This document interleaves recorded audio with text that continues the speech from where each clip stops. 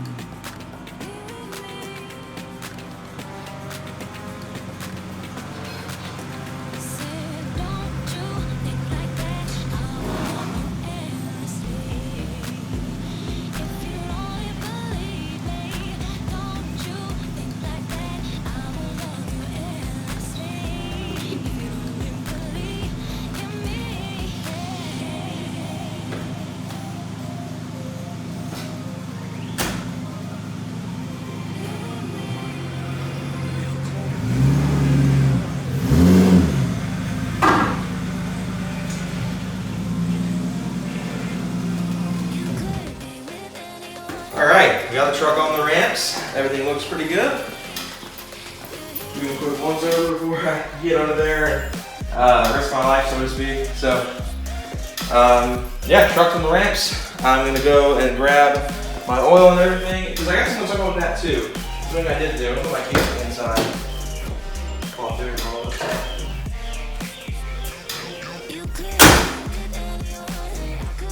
So let's talk oil for a minute. So this truck, ever since I got it, has been running Castrol's 5W30 high mileage synthetic blend. But one thing I didn't know they made, and something that Michael's been pestering about since I got this thing, is to go full synthetic. But the thing I didn't know is that Castrol, I didn't know they made a full synthetic high mileage blend.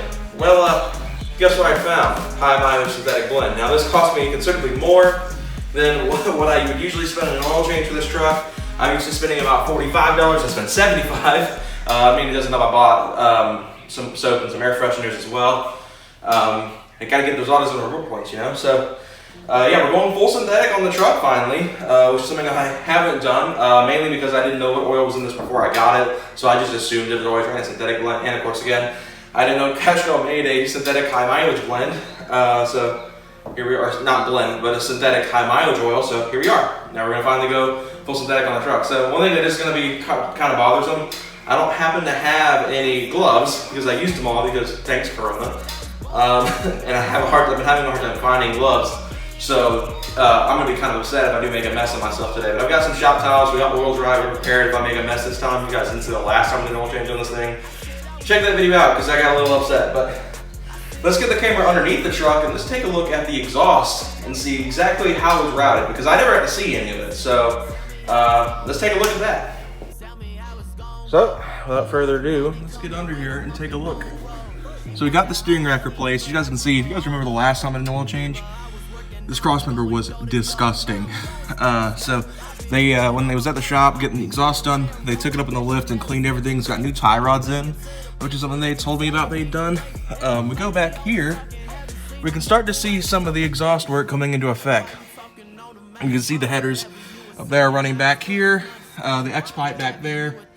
The mufflers are actually farther toward the back than I thought they were, and they're still exactly super small. I can't get all the way back there, of course, because I'm a little chunk, so it's a little hard for me to get back there. But you guys can see the new piping they did. As you can see, this was where the Y pipe was, right here. So you can tell they cut it up and are using it as a downpipe setup to go to that X pipe back there, which you guys can hopefully kind of see, and then run the two magnifying mufflers into the back of the truck through the tips. So, all in all, pretty good setup, I'd say. They did a really good job with the welds. Welds are really, really good. So all in all, this came really well. They also hooked it up to this flanger here. So if for whatever reason we need to remove it, like say we were doing an engine swap on this thing and we need to pull the engine, we could do that. Obviously stuff like the transmission and the starter are still soaked in our steering fluid. They didn't clean that up, which is completely fine. My main word was this cross member here. So they cleaned up everything else though, and everything looks really, really good in here. Nothing to complain about right now. Like I said, everything looks fine. And like I said, they did use the stock Y pipe as a sort of downpipe setup. So this technically has stock downpipes, if you will. But that is what it's like looking at the full bolt-on setup on the truck. So I guess without further ado, it's time to get started with the messy part. And what I'm going to do exactly for that is I'm going to time lapse this, mainly because I've done so many oil change videos on this truck. I don't feel like I need to do another pointless one at this point. Pointless, but I do want to still do a video on this for you guys. So I thought that would be like kind of a good thing to do, is just to show you guys the how the exhaust is actually ran. I know I couldn't do a great job of it because I'm a little big and it's not on a lift or picked up very high. It's on ramps, so I can't really go under there and be like, yeah, this is how everything looks completely perfect. But that's kind of like the angle I could give, on a creeper or when the truck on ramps. So with all that said, I'm gonna go ahead and go grab my speaker and get this hooked up back up on the tripod. We're gonna get the time lapse going. I'm probably gonna make a mess of myself again, so that should be fun. And yeah, I'll catch up with you guys at the end of the video. Not to five, yo, that's a lie. Getting by just getting high. You think you ride, but you make them hoes dry. Bitches cry. No DMs to slide, cause you fake. Ain't down to ride, bitch, running high. You wasting all your fucking time.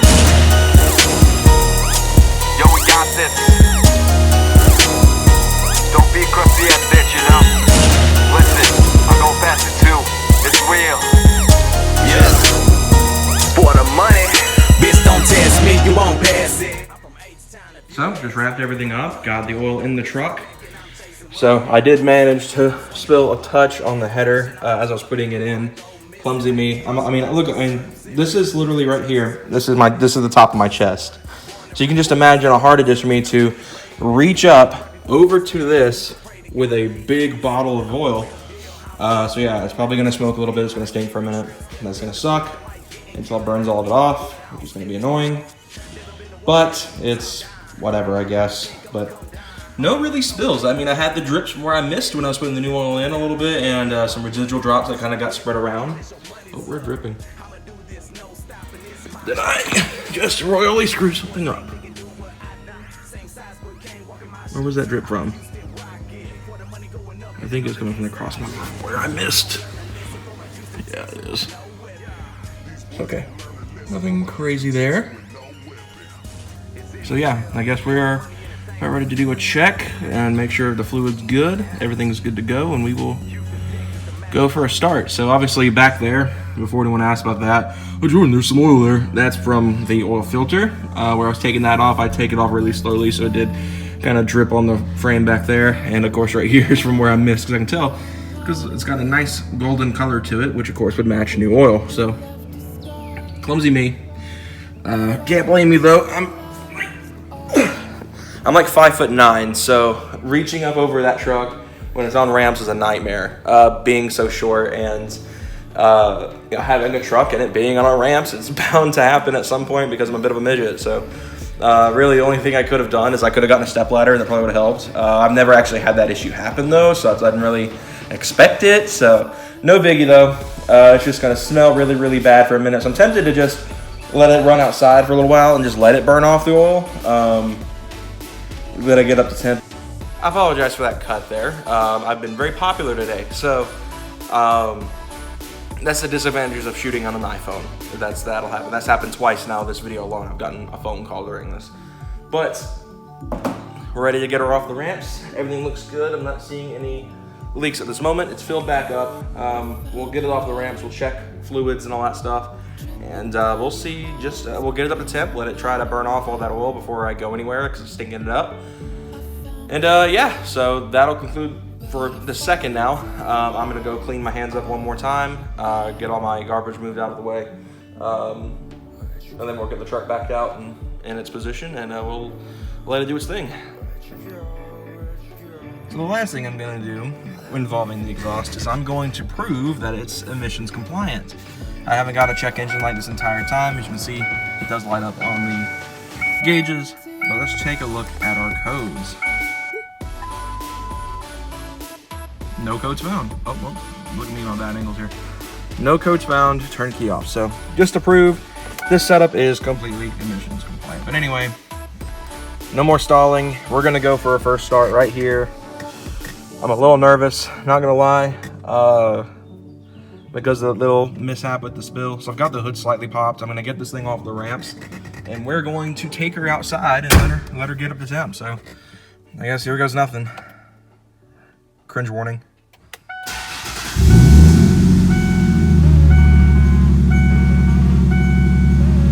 Oh, we're fine.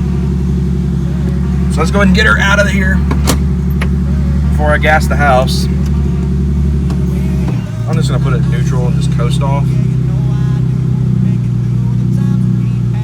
Nice and slow. At least I would say that if I was actually going anywhere. Nice and slow. Ugh. Make sure I'm not leaving a trail. Nope, no trail, so at least there's that. So, what I'm gonna do now is I'm gonna pop the hood, let it get the operating temp, just to give it a chance to burn all that oil off while it's getting its new synthetic life in it. So quiet. So, I'm gonna go ahead and get this hood popped, let it get up to temp. That way it'll burn the oil I got on the header off. And then, ooh, it stinks in here already. Yeah, I don't like that stuff. We'll let it do its thing, get up to temp, burn all the oil off, and we'll come back to you here in a little while.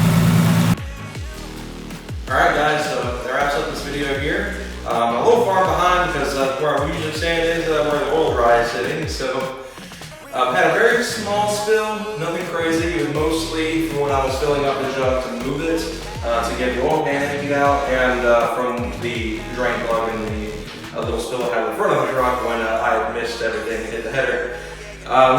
So it's a little stinky right now, as I said earlier, but all's well that ends well. The truck is rather quiet. I was concerned I was going to run a little bit of oil stabilizer to try to help out with the timing being around the startup and any sort of other odd noises, because it does make a couple little odd noises here and there. But I guess all it needs was an oil change. I've been keeping an eye on the levels since it got back to get the valve cover replaced, and it's been steady right where it was when I left it. So the engine, knock on lawnmower / 350 seater.